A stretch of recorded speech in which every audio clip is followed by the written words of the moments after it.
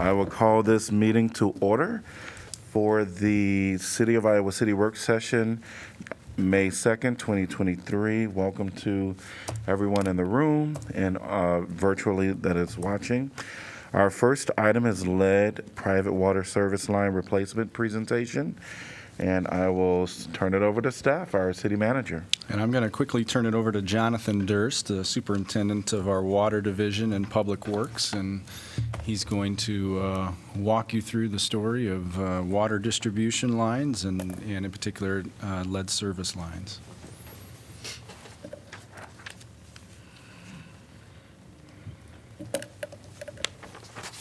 Great. I was going to say, I don't know how to manage the lights in here. All right, well, today's conversation is going to be about lead service lines. I'm sure you've all heard the vernacular lead service lines before. So the takeaway here today is that federal law is changing. It will go into effect in 2024, October of 2024. And with that law, there will be a focus on the replacement of lead service lines in municipal drinking water systems. Service lines are like driveways. Driveways connect our residents to the public roads. Service lines, like driveways, are owned by the property owner and connect them to our public water main. There's a lot of unknowns with service lines because of that ownership divide. But since the 90s, we've been controlling the chemistry on our system per the federal guidance passed in 1991. And this first slide here is just to kind of show you what lead service lines actually look like. So this line over here on the far left, you can see inside of it, it has some white powder on the inner diameter. That's actually by design. We control the chemistry in the water treatment facility in order to be slightly scaling. That means it deposits some calcium carbonate on the inside diameter. Prevent the water from interacting with the materials itself. The one in the middle is likely what the lead service lines look like in Flint, Michigan. When they changed their source water, they changed their chemistry, which made the water corrosive, and it began to eat their pipes and release heavy metals into the water system. And then the one on the end is actually a new lead service line. So it kind of gives you an idea of what these actually look like. Slide forward. So it may go without saying, but lead damages the nervous system and is a public health concern. So different levels of lead can cause different problems. But it's important to also realize that there are sources of lead all over the place. So there's lead in paints, soils, water, outdoor air, consumer products, cosmetics, food, and hobbies and work. You know, people still today work with stained glass windows and use lead to do a lot of their hobby trades. So there is lead in the world, and it's, you know, in a lot of different products. So the government and public health officials have known about lead for a long time. The chart on the left here kind of shows, and it doesn't show up so well here, but the amount of lead in blood levels in the United States and the different legislation passed throughout the years.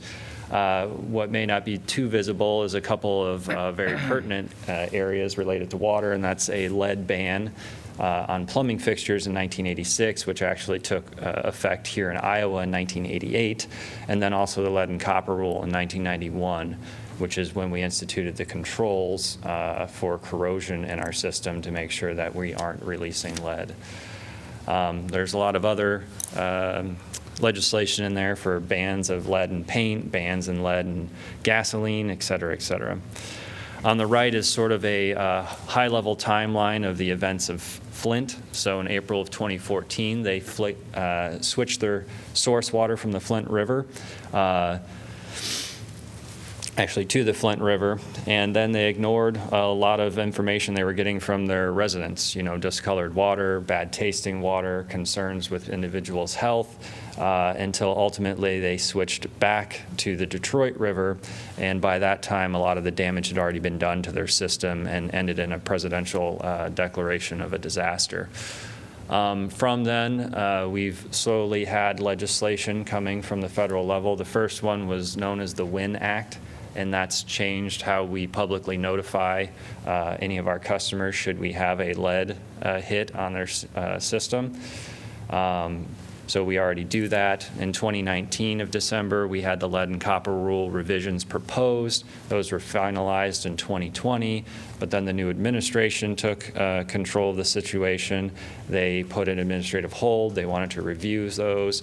And so the enacting of that rule has been somewhat postponed by that, and the Biden administration has also announced that they will be doing a lead and copper rule improvements. So the vernacular here is LCRR for lead and copper rule revisions, which were done during the Trump administration, and the LCRI, which is currently being done with the Biden administration. In between there, they had the bipartisan infrastructure law, which did apportion some funds for lead service line replacements in communities. All of that to say is that there's a big change coming, and the first kind of mark there is October 16th of 2024. We have to provide to our state regulators a complete inventory of service lines in the city of Iowa City in order to better understand how many lead service lines we actually have. And then 30 days from that date, we also have to notify all of those customers with either suspected or known lead service lines that they have a suspected or known lead service line, and that has to go to both the tenants and the property owners. So to kind of get a feel for how big this change is, here's a portion of the table provided to us about how it currently looks versus how it's going to look, and this is actually a 6-page document. The takeaway from it is essentially it's creating an environment where your lead sample results are going to be higher. Most communities are likely going to exceed the trigger level that is being instituted or the action level that currently exists. And when you exceed either of those marks, there's requirements for lead service line replacements. So all that's to say is we will likely have to have a program in place in order to facilitate homeowners replacing their lead service lines. So how have we done so far over the years? So since 1991, we've been sampling. After the first few sample sessions of about 60 homes, we qualified for reduced sampling due to the low level of our results. The way this works for lead sampling is you can't just sample the public water main. You actually have to go into people's homes.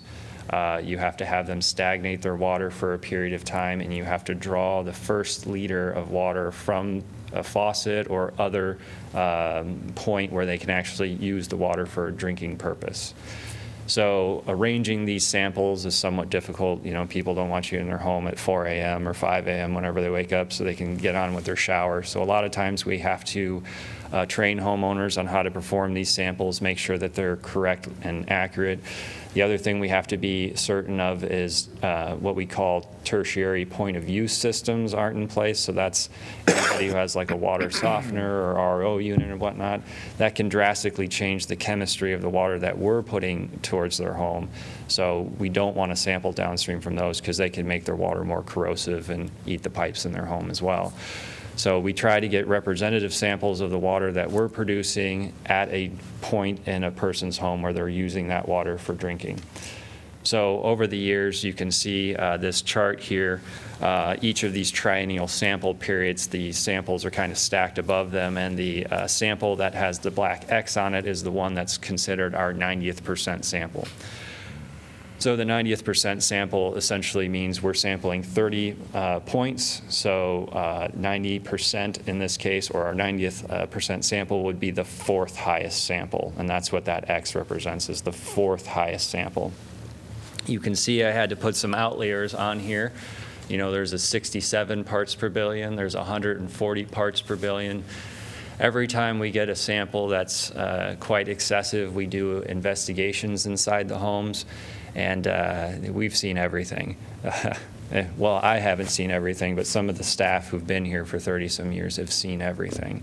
But a number of these samples and the lead that's caused or in them isn't actually from a lead service line. A lot of times what we see is there's been some sort of home improvement. Maybe some valves got cut, some pipes got disturbed. In one case, there was a pipe that was contacting an HVAC duct, which was causing an electrical connection between the two and corrosion in the pipe. So if we slipped a piece of paper behind it and cleaned the aerator out, we essentially had no lead in their system. So it is very case by case. There is no magic bullet for this. All homes could have a potential to have some sort of errant material in them. We've even seen a rather well-to-do customer change out the faucet in their kitchen with a nice big brass faucet, and we got a very high lead sample from that and had to recommend to them, you might want to get rid of this faucet because it seems as though that the materials are not low lead. So it kind of affects everybody across the board as we go forward. So on here, the other thing to note is that the dashed line shows the existing action level. Exceeding that would trigger, with the lead and copper rule revisions, a 3% replacement rate for lead service lines in the system. The one that they're adding with the lead and copper rule revisions is the 10 part per billion trigger level. If you exceed that, then you have to negotiate with the state your replacement rate. With all the other changes with the lead and copper rule revision, and you can already see, you know, we're batting about 50% here between the 10 and 15 parts per billion line. It's more than likely that we will have to have a lead service line replacement program available to our customers. So this kind of goes over a few of the things I just said. One of the key takeaways here is there's such a thing as an unknown lead service line, or a lead service unknown.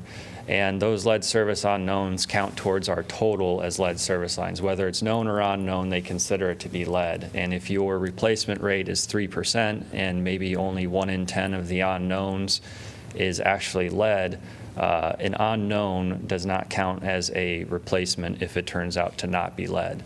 So that can cause you to have to dig, 10 times as many service lines just to find enough service lines to actually replace, because some of them may not actually be lead.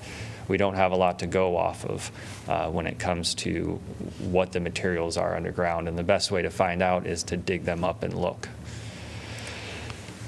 So a little bit more about service lines in our system and the sources of lead in drinking water. So what we have over on the right side is a graphic that was developed for us, I don't know how many years ago, but somebody actually hand drew that, and we've had it ever since, and it's been very nice, and other communities have asked us for it over the years, so we've always helped them out by giving it to them.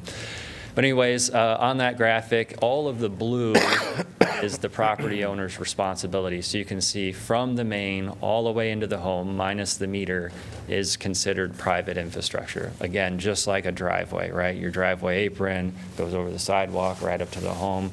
Again, if that driveway gets damaged, the expectation is that the homeowner is repairing it. Same thing here with these service lines. When service lines show up broken, we end up going out to the homeowner and telling them they have a broken service line and it needs to be replaced. We ask them to replace it within 72 hours. Service lines that are broken provide a point in the system where bacteria or other debris could enter the potable water system. So for us, it's very important that these get fixed just in case something happens in the system to cause back siphonage. So any sort of pressure upset and whatnot could actually cause water to be sucked into the system and then shot down the main and then enter other people's homes. So we're very on point when it comes to getting service lines replaced. And it's very difficult for homeowners because a lot of times they don't understand that they own the service line and what it takes to replace a service line. Some homes have service lines that are quite long, or maybe the water main's on the other side of the road and it runs under the boulevard of Iowa Avenue, and it's going to cost a lot of money to repair. So every water main or every service line is actually quite case by case. A little bit about service lines, just to kind of get a feel here. So the vernacular, so to speak, the language. We say box a lot, but it's really not a box. It's more of a tube, but bear with me. So on the water main itself, we have what we call a tapping saddle.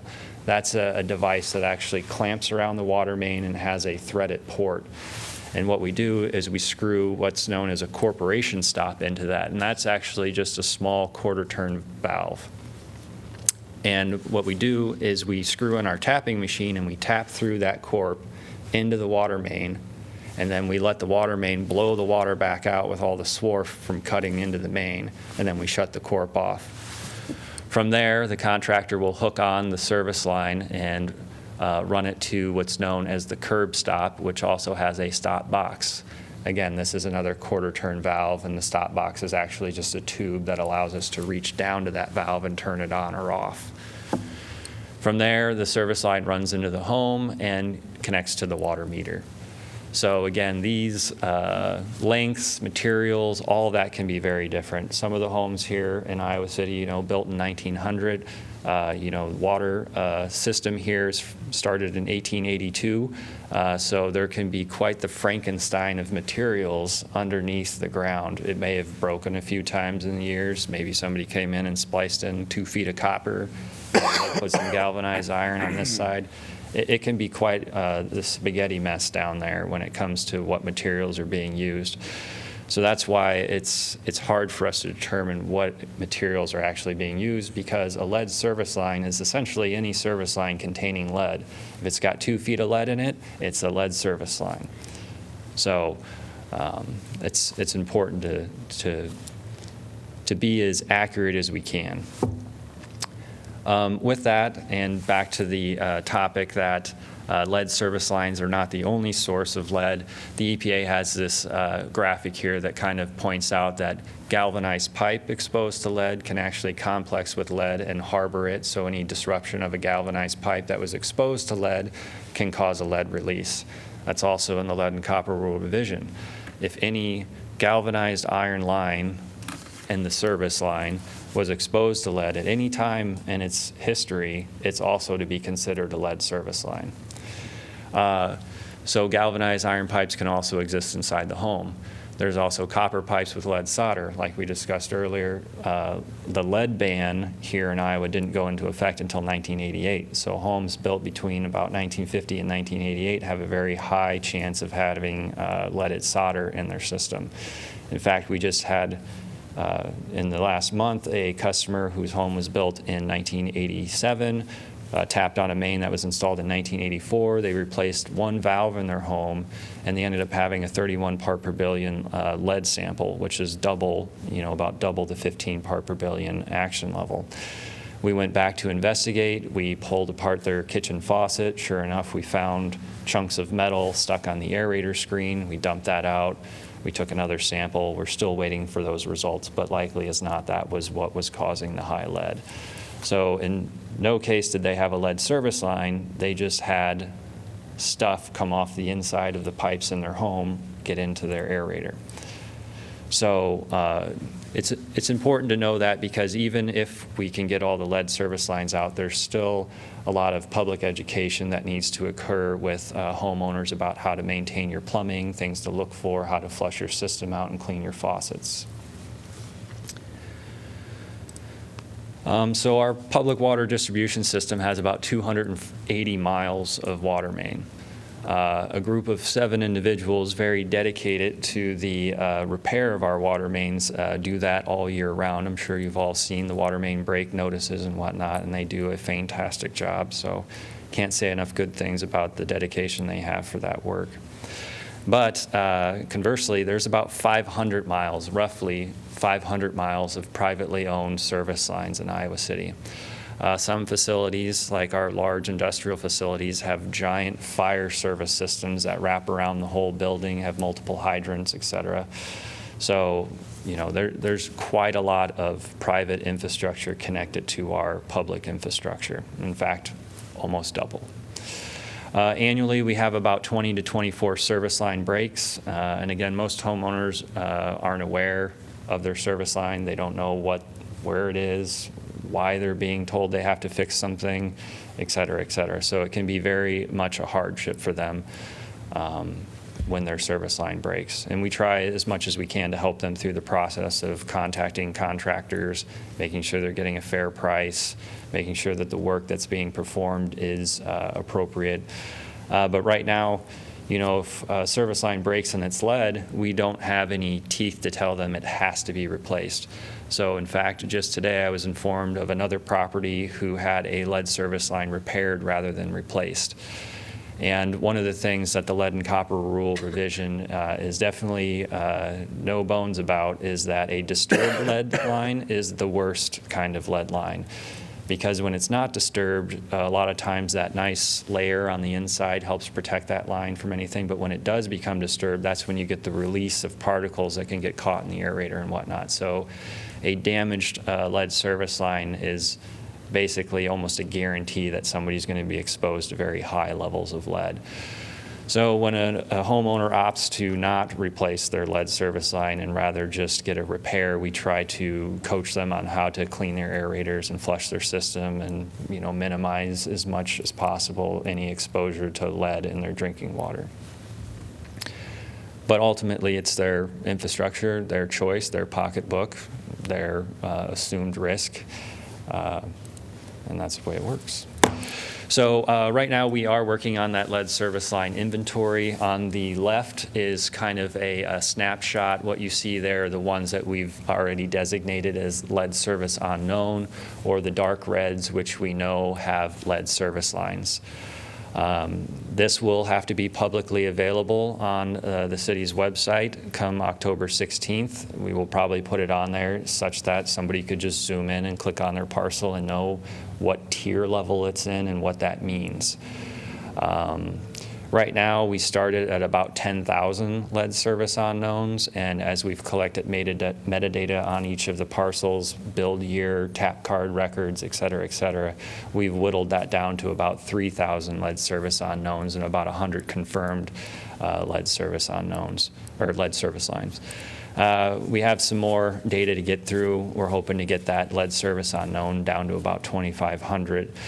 But an important thing to kind of note about this map and what we've seen in the field is that pretty much homes built before 1950 have it's a relatively higher likelihood of having a lead service line than homes built after 1950. After 1950 to 1988, we see a lot more of the copper lead solder type plumbing and service lines. So with that, you can see the area on the right shows 1950s water main, and those dashed lines are actually 1950s water main that we've abandoned and replaced. But there's kind of an easy box here to think about in terms of where lead service lines are most likely, and that box is bordered by Sunset, Whiting, First Avenue, and Highway 6.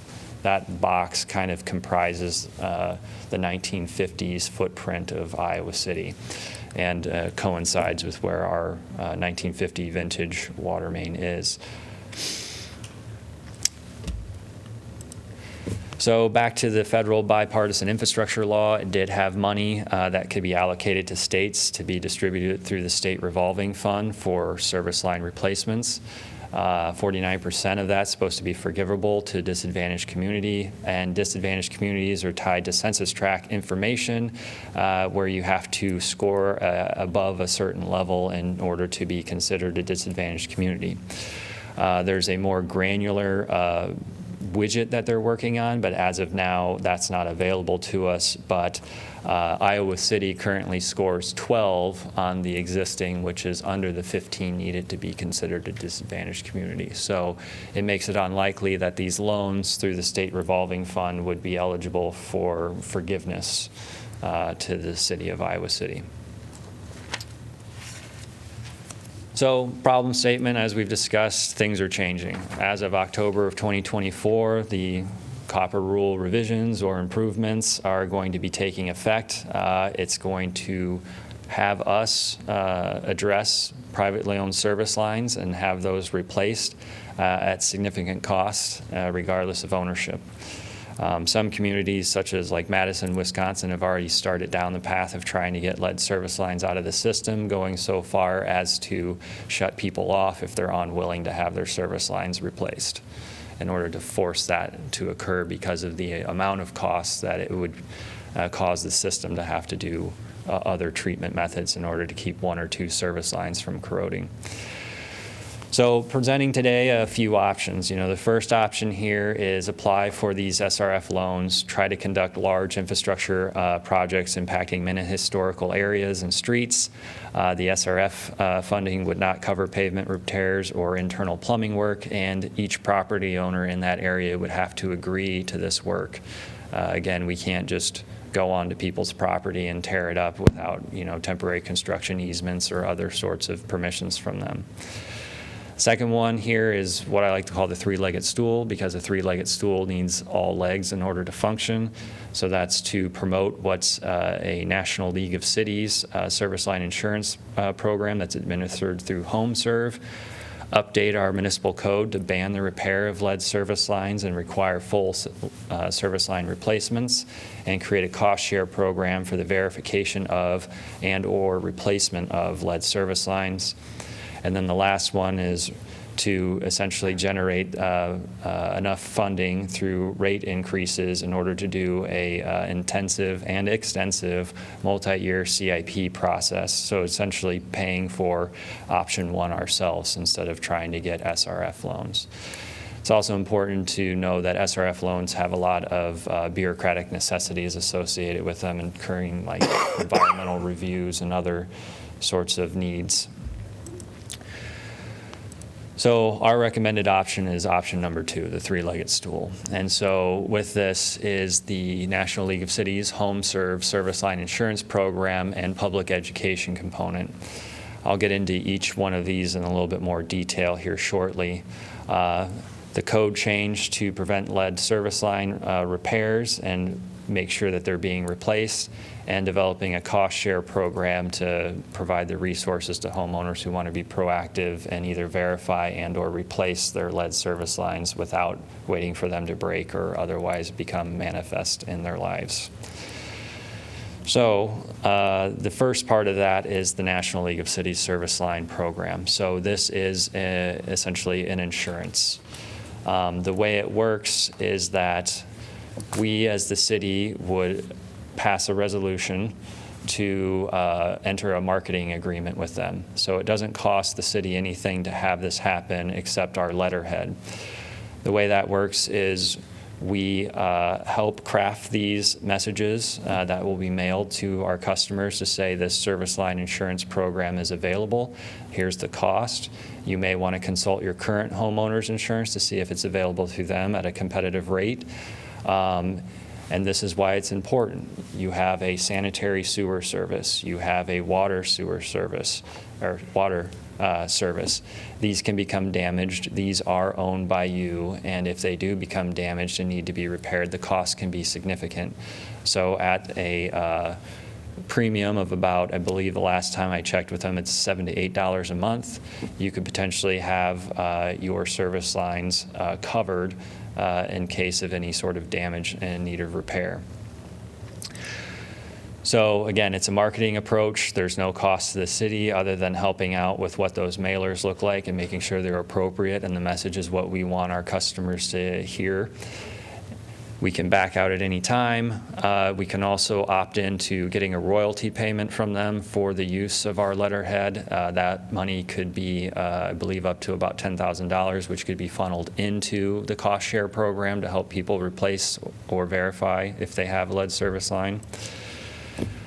Here's kind of some details about what the sewer or water service line coverage provides. So each one would be its own premium, $7 to $8.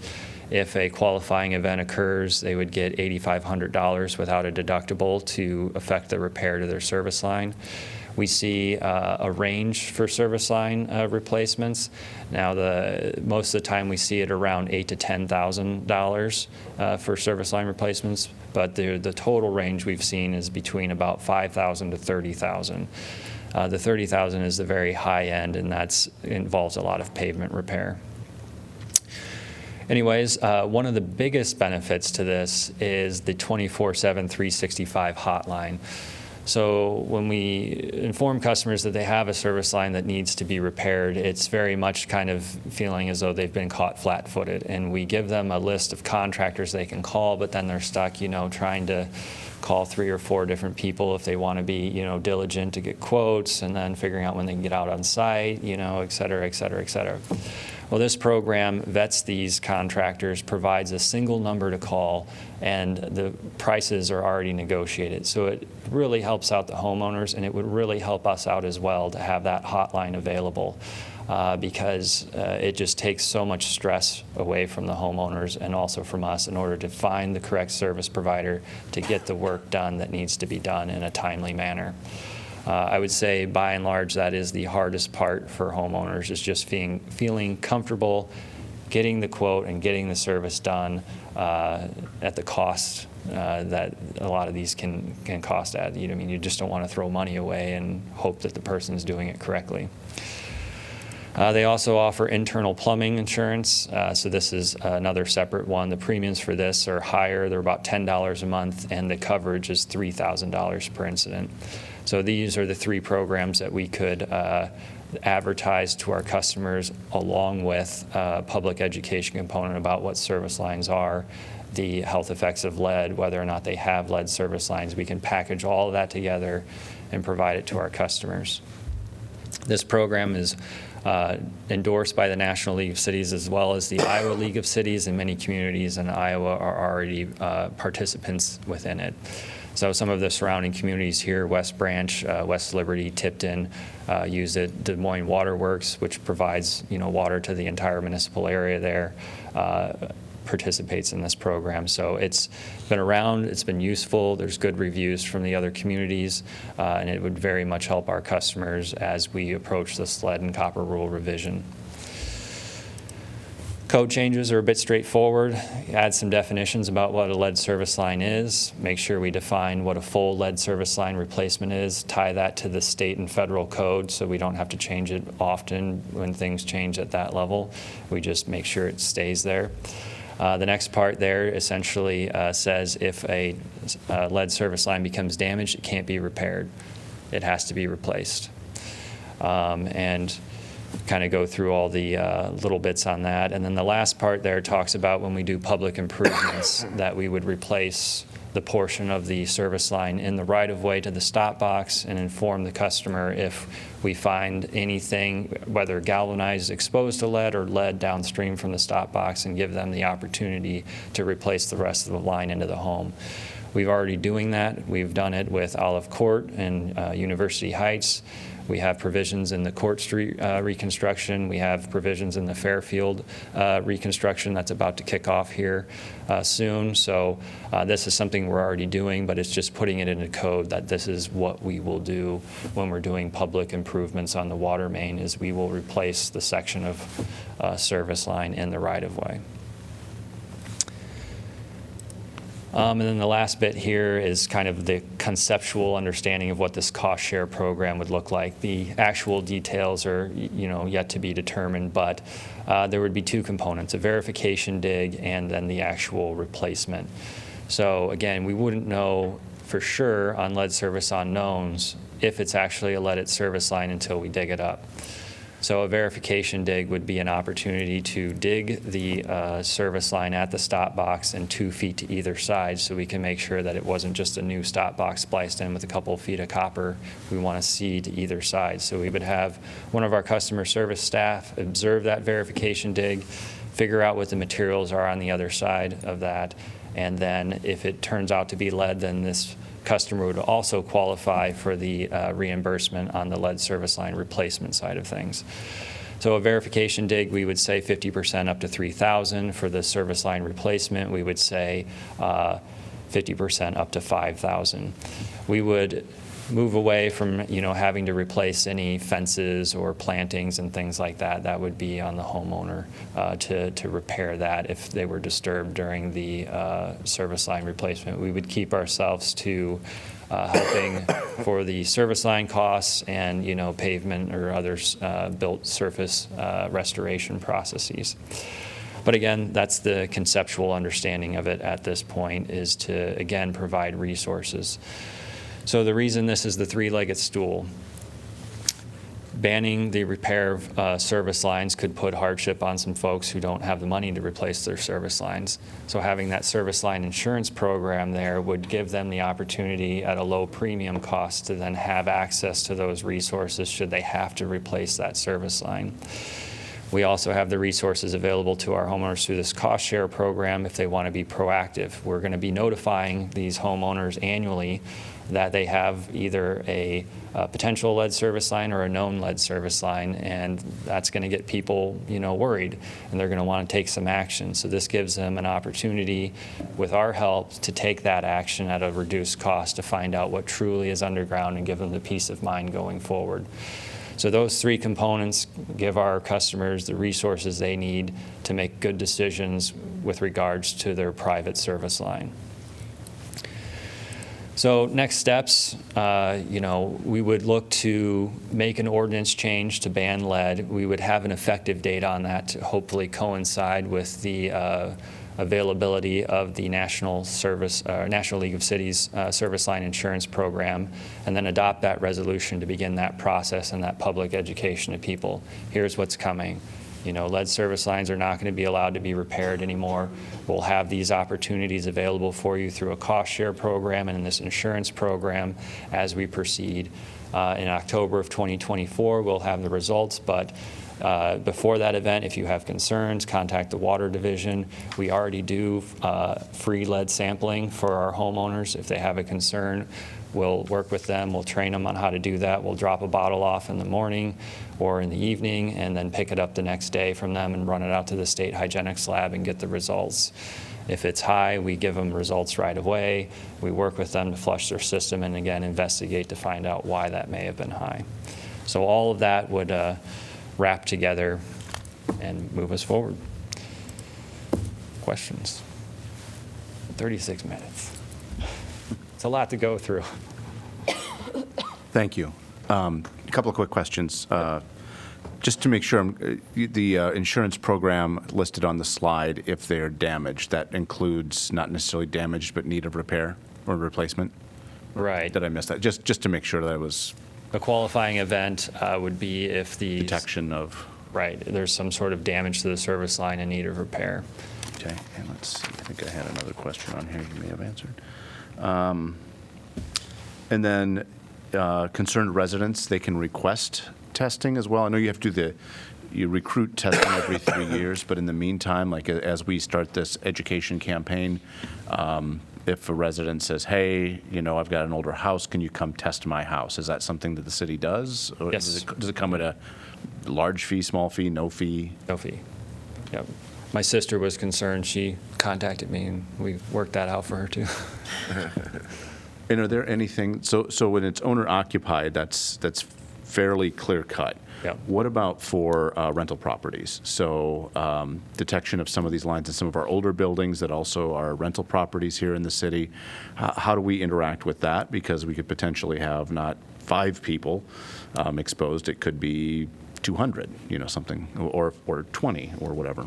Yeah, so one thing about lead service lines is they're not our large diameter service lines. So large, multi-story, multi-residential properties typically have service lines that are larger than 2 inches, and we already know that those won't be lead.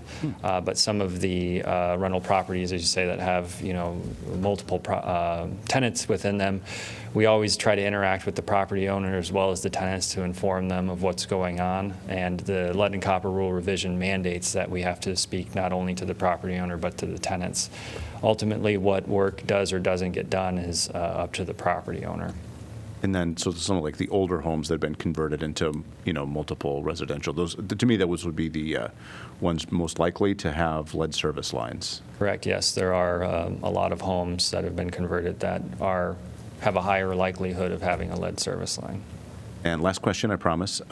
Just to be 100% clear, are there any lead in the, you said water mains a few times. I don't think you meant that those were Are there any lead in any of the water mains, the city-owned part of this system? Right. So as far as explicit lead in contact with water, no. But to point out, our system is and does still operate water main that was installed in 1882, which I looked that up. So that was about the same time the Statue of Liberty was being constructed, and before the Eiffel Tower was constructed. In fact, the same year that the first home in the United States got domestic electricity to it. So with that said, the way they installed cast iron water main back in the day was what's known as a leaded bell. So the bell and spigot joints and water main kind of go together like a hip joint. And so after they pushed the spigot into the bell, they would melt a billet of lead into that joint. That joint doesn't contact the water, but it could contact the water over time. That being said, we know we don't have any lead or detectable lead in our public water mains. So there are leaded materials, but there is no lead in our drinking water. Thank you. Just one follow-up to the question that you mentioned about the $8,500. So let's say that the cost to replace the pipes is $5,000, but the yard is another $2,000. Would that yard part be covered through this? Through the insurance program, that would be a question I would have to ask them. I don't know off the top of my head. And that would be the same question for the $10 additional for if someone just wanted to cover the water pipes in their home. Is it only for, replacing the bursted pipe, or is it also the drywall that got wet and Right. the insulation? So Yeah, those are things that we would have to clarify with the insurance provider and make sure that those details are included in any of that public education and outreach when we provide it to them. You'd mentioned that we would want to, if we were going to go forward with the three-legged stool, that the kind of the educational component would come before, the code change would come before, but to make it effective when that rule goes into place in October 2024. Do you have a sense of the time frame or what you would recommend as far as when to get that underway, since we're, 18 months out about? My personal opinion would be immediately, but in terms of when we can or when that's feasible, I'm not sure. But the sooner the better. The sooner we have this in place, the sooner we've begun this process of educating our homeowners so that come October 16th, 2024, when we mass mail all of these notifications to people, they already know what resources are available. They feel like they can have control of this situation, and it's not something we've just blindsided them with.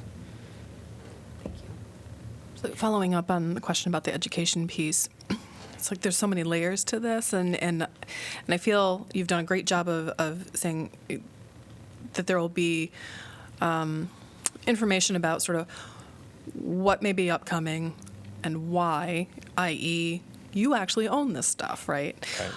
Will there also be sort of that foundational core, which is that the laws are changing and therefore, like the LCRR, right? I mean, that's the impetus for why this is all becoming law, right?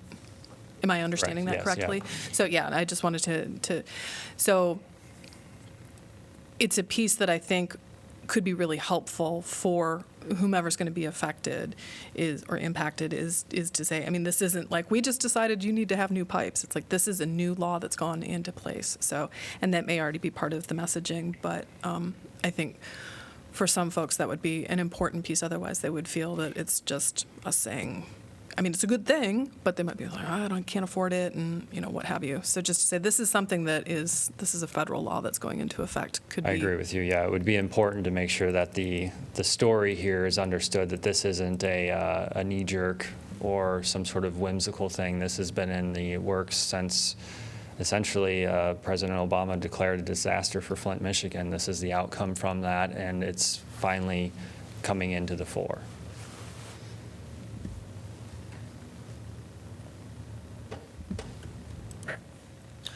I did have one other question. I'm sorry. No problem. Has there been any conversations? I'm just thinking about actually getting the message out, and like once, I'm sure that there's going to be multiple iterations of kind of trying to get the education piece out, but in terms of letting people know, like, and here's the program, and here's, the resources, have you perhaps been in conversation with Johnson County that could go in with when property taxes are being sent out?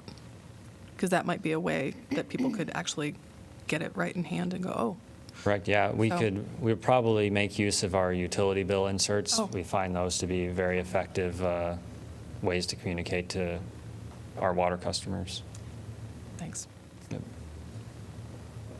Just, I know you had the list of all the other cities in Iowa, but specifically those that are in Johnson County, are there others? I'm just wondering if this is something that we've talked with our neighbors about as far as them implementing. I'm kind of looking at Jeff too. No, I haven't. I don't know if they've considered it or not, but it's something we could certainly do is coordinate with them. Well, if there's value to that, but Yeah, there may be, each community is different and how they source their water, treat their water, and when they began as a community and where that kind of nucleus area of 1950s prior homes are located. So, some of our, this law hits everything. So even small homeowners associations that qualify as water systems have to do a lead service inventory. So a lot of the engineers we interact with, they're also their water operator for their small system, and they'll tell me, oh, I got my lead service inventory complete. I'm like, yeah, all 25 homes, great job, man. But different areas are going to have a different amount of impact from this coming law. So we can definitely have those conversations with the surrounding areas to see if they would also like to perform a program like this. When I was talking to the DNR about what we intended to propose, they were very interested to see how this works for us because, like I said, those SRF loans are tied to kind of like that rubric with you have to qualify as a 15, and a lot of communities can't do that. Plus, the revenues aren't there to go ahead and just say we're going to do a $15 million project next year to tear up all these old brick streets and start going into homes built in the 1900s. Having this in place, empowering our homeowners to make these decisions may actually end up being a model for other communities in Iowa to use going forward in order to help get their lead service replacements up to the level they need to. And doing this doesn't preclude us in the future as we get more information from looking at some of those other options, doing a CIP or trying to get some of the state revolving fund. It's actually on a 5-year spent, so every year they'll get more money for this particular thing that we can apply for. But right now, I think the best thing for us is to, get these programs in place, get our homeowners feeling in charge and aware of these situations. So just another question maybe for Jeff, understanding that the recommendation would be to, start as soon as possible, but what might be feasible as far as a time frame if people would be, on the lookout for this? Well, I guess I'd want to have some conversations with staff to get too specific, but we can do public information about lead in general, lead testing services available. We've done some of that, particularly in the aftermath of Flint, and anytime there's a news story about lead, we'll get more calls and emails. So I think we can do some of that basic stuff now. We still have some homework to do on the insurance program, on designing the cost share program, those types of things before we get very specific about that. Mm-hmm. But advertising that lead testing is available for your home. Here's who may be at risk based on year of construction or things like that. That's stuff that we can do right away, and probably that we've done in the past that can be easily repackaged.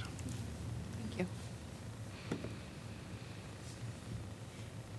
you. If someone can get a higher level of funding back, so there's one fee so far is what I'm understanding for the insurance cost, where they can get up to $8,500. let's say someone knows that they, you know, they have $60,000 worth of, Right. you know, I know one destruction home that that could, probably does. or $30,000, right? That's the upper end. Yeah. Could they get a higher? Are there tiers that they can get for a higher level of funds when something happens? Right. So I'm not aware of any higher levels of coverage for the National League of Cities program, but that, I think, is why one of the key points in the public education is to say, you know, look at your system, call us, maybe we can provide you some more information, and it may be best for you to talk to your current homeowner's insurance provider to see what they have available for you if you know there's a larger liability than the $8,500 that this program provides. Sure. Thank you. All right. Any other questions? Thank you so much. So, Mayor, I think our intent in presenting to you today was just awareness, first of all, but also to give you a signal of the path that we're going down with the three-legged stool approach. If you, at any time you want to have a follow-up discussion on any of those things, let us know. But that's where we're moving as this deadline is drawing closer and closer. Thank you. All right, we'll move on to item number 2, clarification of agenda items.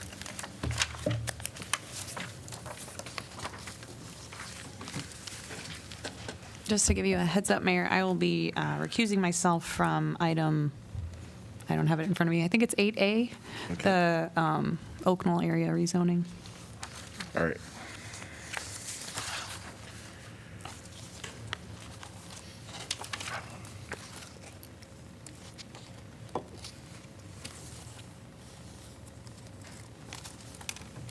All right.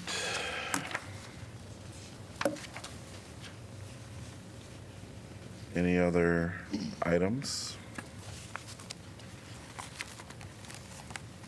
All right. We're going to move on to information packets, April 20th.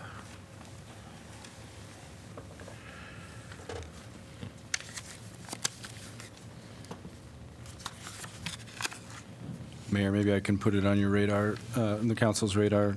Coming up, in the past, the council has considered reduced meeting schedules in the summer.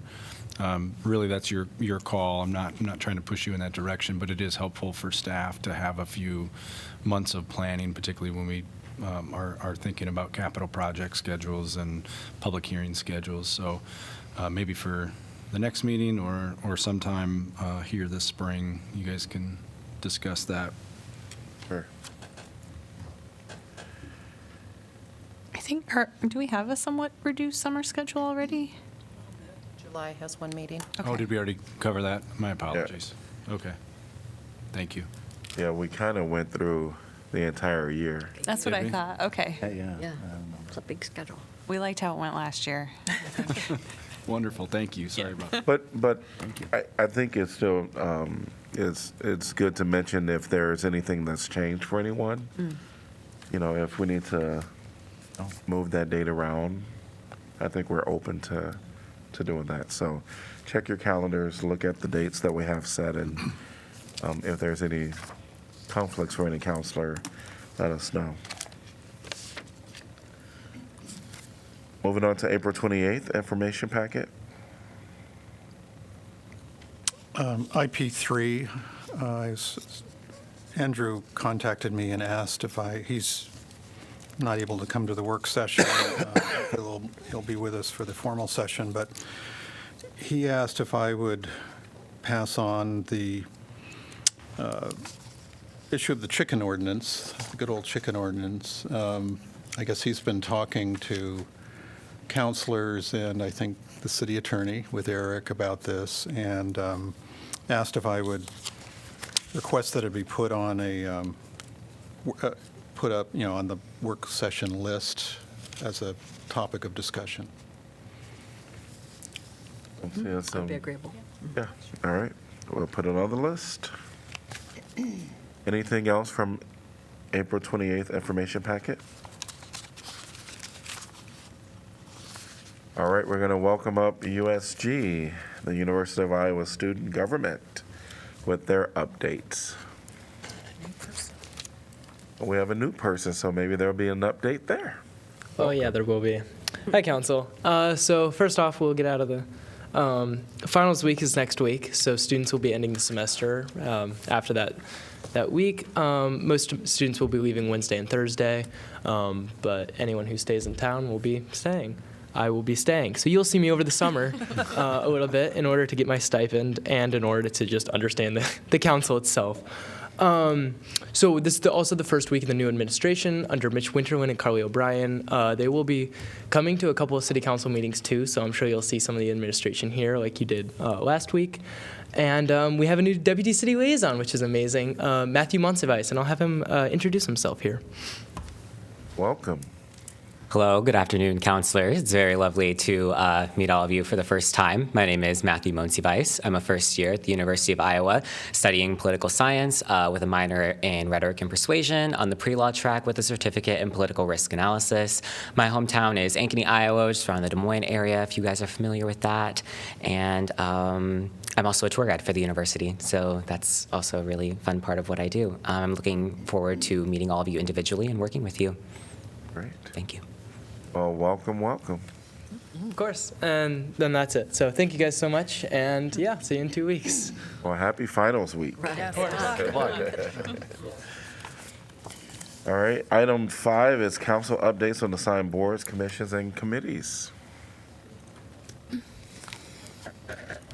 Well, I guess we could do that at this point. Councilor Harmson and myself were on the Rules Committee, and we met recently. We don't have to meet very often, but we did, because one of our charges is bylaws from committees, and I think it's 6I is what we saw.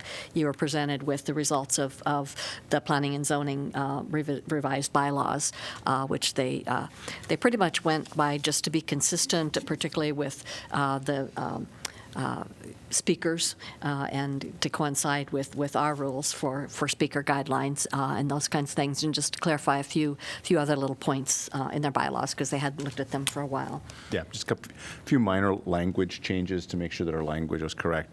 Looking at some of the electronic meetings, which of course we've all come to appreciate over the last couple of years, and so just kind of does those updates, and so we looked at those and recommend those changes for the full council.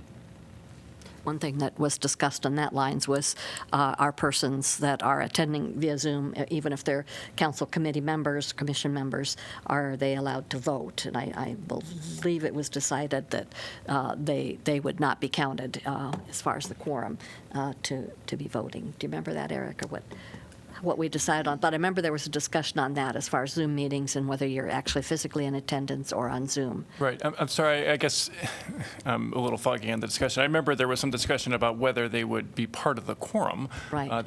But certainly they could vote. Okay. Yeah. And maybe we're on the same page A about that. determined quorum versus in-person versus, right. Yeah. Okay.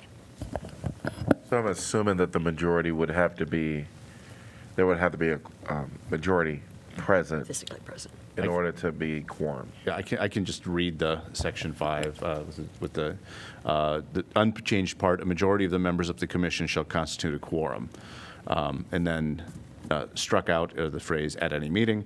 The new part reads as follows: unless an electronic meeting is allowed pursuant to Iowa Code Section 21.8, the quorum must be physically present. Where a quorum is present, electronic participation by those members not physically present may be coordinated on a case-by-case basis upon request. So there needs to be a physically present quorum. If somebody were to say, you know, I'm traveling or something like that, and the rest of that P&Z decides that that's okay for them to participate, then they have that door open. So. Awesome. I have an update just from this afternoon. The Better Together 2030 Board of Directors convened for the first time. So there was the initial board who voted in the expanded board, which you all had nominated me to represent us on. So it was about an hour-and-a-half meeting, and if I fall asleep, it's because we were at Roy Sam Porter's Soul Food Restaurant, and she fed us lunch. So we had like entire spread and got to eat that during the meeting. But we just talked about kind of the Better Together 2030 vision, how that came to be, how it aligns with, the goals sort of identified through the processes that resulted in that. And of course, we know that it aligns very well with our strategic plan. We're keeping an eye on that. So it just was a great first meeting, and I think we'll have substantive updates, I'm sure, quickly. We did learn a little bit more about the 3D printed house project that we are supporting, and just, it's very exciting. Things are happening. Now I have to ask, do they have an update on when the start of that would be? For Timeline? The printing 3D? itself, I think, would be this fall. Yeah. Depending, apparently, they're going to Muscatine soon, yet this month, and apparently bringing in some materials from Australia. So assuming that occurs on time, then they will. I think we're next after Muscatine. So changes all the time, I understand. Any other updates? Hearing none, we will adjourn this meeting and be back at 6 p.m. for our formal meeting.